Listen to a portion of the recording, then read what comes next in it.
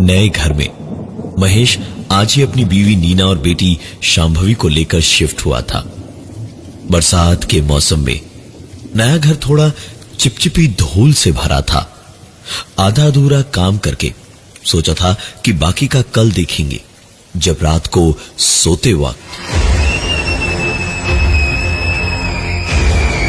शांभवी की जोरदार एक चीख घर के सन्नाटे को चीरती हुई महेश और नीना की नींद तोड़ गई। दोनों उठकर शांभवी के कमरे की ओर दौड़े और धड़धड़ाते हुए उसके कमरे में घुसकर देखा। पूरा कमरा ठीक था, बस शांभवी अपने पलंग पर बैठी रो रही थी। महेश ने झट से अपनी बेटी को गले लगाकर पूछा, क्या हुआ, ऐसी चीखी क्यों? तो कोई सपना देखा क्या तूने? शांभवी पहले पहले तो कुछ बोल ही नहीं पाई। 14 साल की बच्ची बुरी तरह से घबराई हुई थी। फिर बार बार पूछने पर उसका रोना थमा और उसने बताया कि जब वो सो रही थी तो अंधेरे में उसे दरवाजे के खुलने की आवाज आई और हॉल में जलती लाइट की हल्की सी रोशनी में उसने देखा कि कोई अंदर आया। नीना या महेश में से ही कोई होगा। नींद में यही सोचकर वो लेटी ही रही जब वो पास आकर पलंग पे साथ ही बैठा और बहुत प्यार से आहिस्ते आहिस्ते शांभवी के बालों में उंगलियां चलाने लगा। शांभवी नींद में तो थी ही और गहरी सी उसे नींद आने लगी, जब अचानक कैसी एक अजीब सी बहुत तेज बदबू आने लगी। शांभवी ने तब अपनी नाक बंद कर ली और बोली, कैसी गंदी बदबू है ये, लग रहा है कुछ सड़ गया है। शांभवी के इतना कहते ही एक अजीब सी आवाज आई, बदबू आ रही है इसलिए यहाँ आए हो।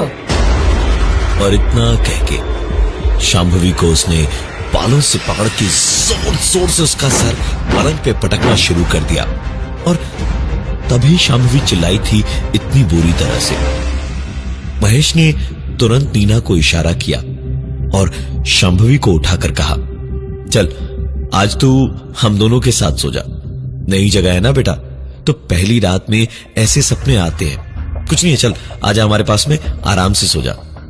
और महेश अपनी बेटी को लेकर अपने कमरे में गया और इस कमरे से निकलने से पहले नीना ने कमरे की बत्ती बंद करने को दरवाजे के पास वाले स्विच बोर्ड पर स्विच पे हाथ रखा ही था कि स्विच अपने आप ऑफ हो गया।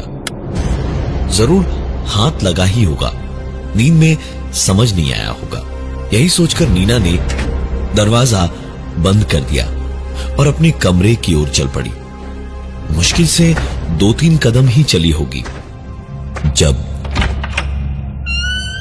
नीना ने पीछे पलट कर देखा तो शांभवी के कमरे का डोर नॉब अपने आप घूमा और दरवाजा अपने आप जरा सा खुल गया।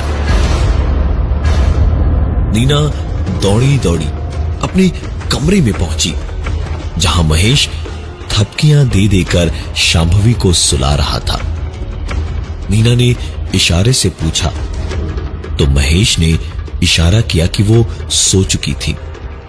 नीना ने महेश को बाहर बुलाया क्योंकि उसे कुछ बात करनी थी महेश से।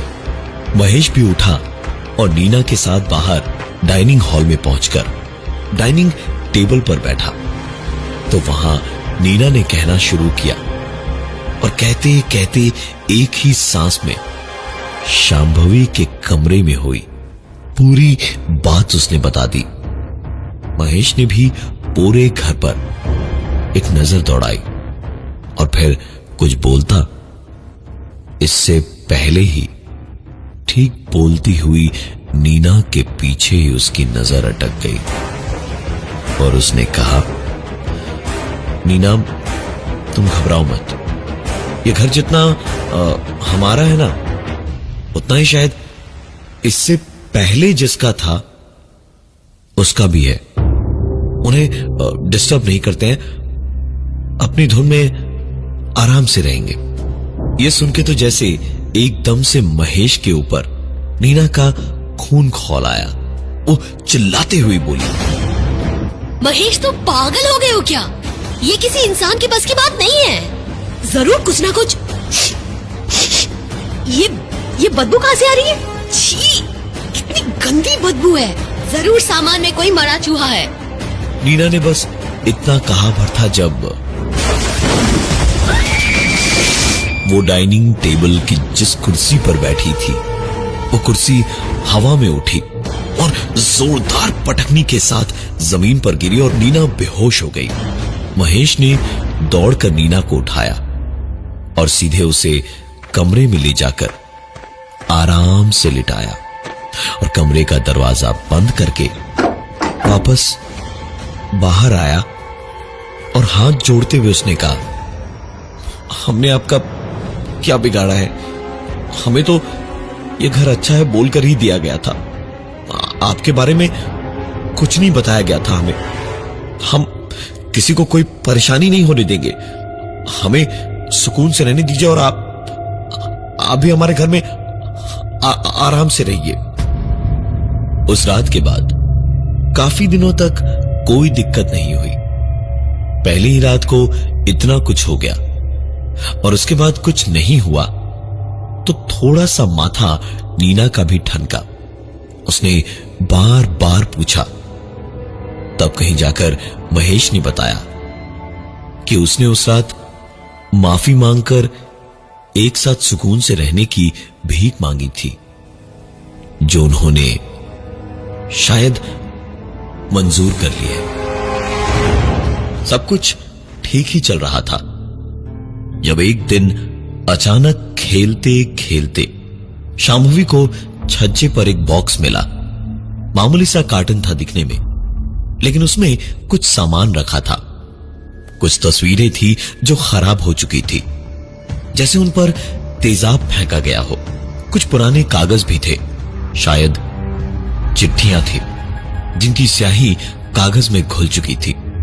नीना ने देखते ही देखते तुरंत महेश को फोन लगाया और महेश ने फोन पर ही कहा, वो जहां है उसे वहीं रहने दो। तुम में से कोई उसे छूना मत। मैं जल्द से जल्द घर आ रहा हूं। महेश तुरंत ऑफिस से वापस घर आया और वो कार्टन उठाकर सीधे छत पर ले गया। और क्योंकि कार्टन गत्ते का था और अंदर भी कागज ही थे, तो बिना वक्त बर्बाद किए महेश ने उस पर केरोसिन छिड़क कर उसमें आग लगा दी। और उस कार्टन में आग लगते के साथ ही नीना की चीख पूरे मोहल्ले में गूंज गई। महेश उस कार्टन को छोड़कर सीधा नीचे भागा और नीचे जाकर उसने जब देखा कि नीना आखिर चीखी क्यों थी, तो उसके खुद के रोंगटे खड़े हो गए, क्योंकि यहां नीचे बालकनी में सूखने को जो गीले कपड़े डाले हुए थे, उन कपड़ों में इस वक्त आग लगी हुई थी। उसे किसी तरह से बड़ी मशक्कत के बाद जब बुझाया तो महेश को याद आया कि छत पे वो कार्टून जलाया था उसने। दौड़ा दौड़ा महेश ऊपर छत पर पहुंचा तो उसने देखा कि उस कार्टन में लगी आग भी पानी मारकर बुझा दी गई थी। महेश ने कार्टन वहीं छोड़कर छत का दरवाजा ठीक से बंद करके ताला लगाया और तुरंत नीचे आकर नीना से कहा, नीना अभी के अभी थोड़े बहुत कपड़े बांधो और यहां से तुरंत निकलो। बाकी का सामान मैं बाद में उठवा लूंगा, क्योंकि अब हम यहां पर एक पल नहीं रुकेंगे। नीना भी समझ गई थी कि जिस आफत का जिक्र महेश ने पहले किया था वो शायद वापस आ गई है।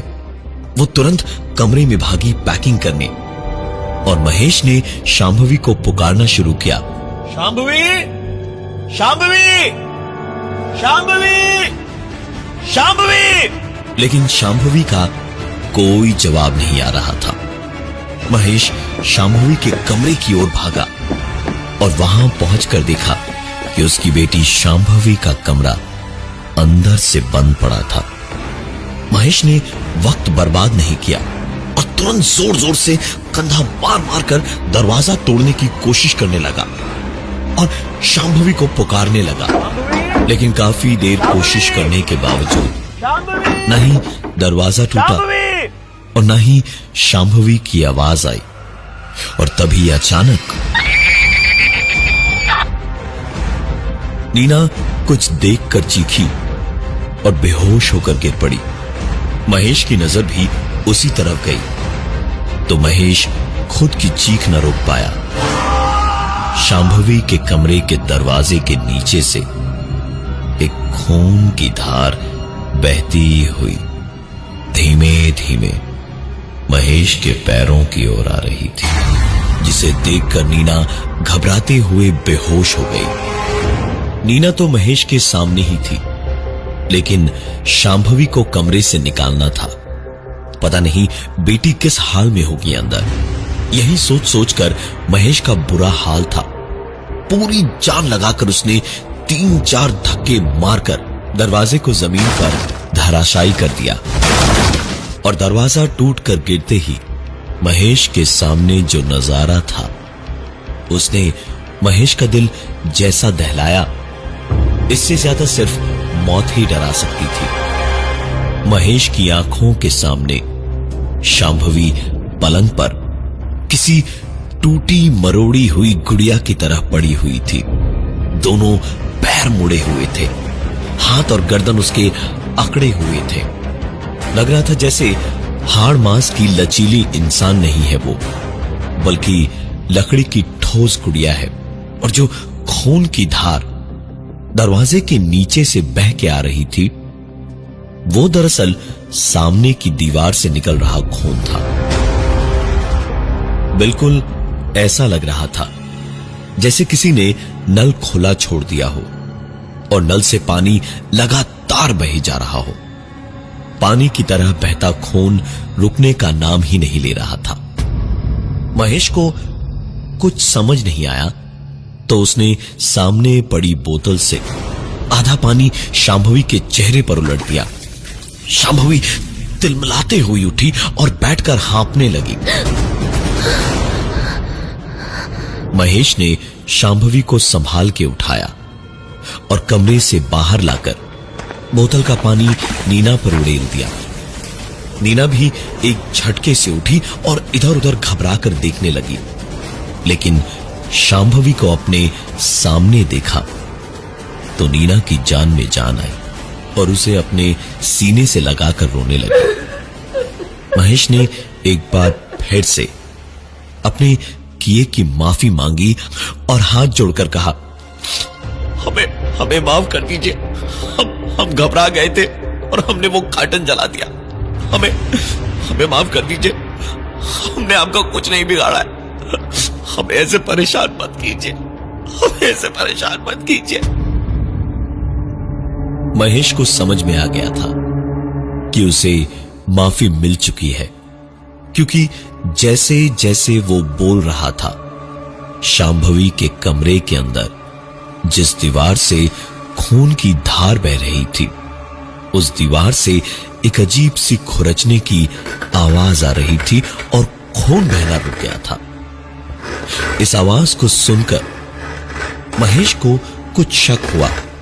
उसने हथौड़ी निकाली और लगा दीवार पर मारने, और कमजोर होने की वजह से उस जगह पर 4-5 बार मारते ही एक छेद सा हो गया और छेद होते ही कैसी एक अजीब सी बदबू भर गई पूरे कमरे में पलक झपकते ही। महेश इस महक को पहचानता था। उसने तुरंत पुलिस को खबर की। पुलिस ने आकर दीवार तोड़वाई और अंदर से आधी सड़ी गली लाश बरामद हुई। महेश को आए हुए यहां मुश्किल से कुछ ही दिन हुए थे। जिस इंसान ने महेश को यह घर बेचा था, पुलिस ने उस इंसान को पूछताछ करने को बुलाया तो पता चला कि उसकी बीवी के नाम पर गुमशुदगी की रिपोर्ट उसी ने लिखवाई थी।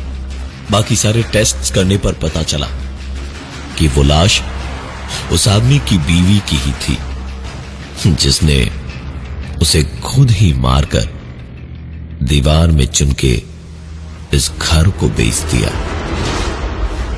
जरूरी नहीं कि जिससे आपको डर लगे वो गलत ही हो सकता है कोई आपसे कुछ कहना चाह रहा हो, बस आप उनके कहने के अंदाज को समझ न पा रहे हैं।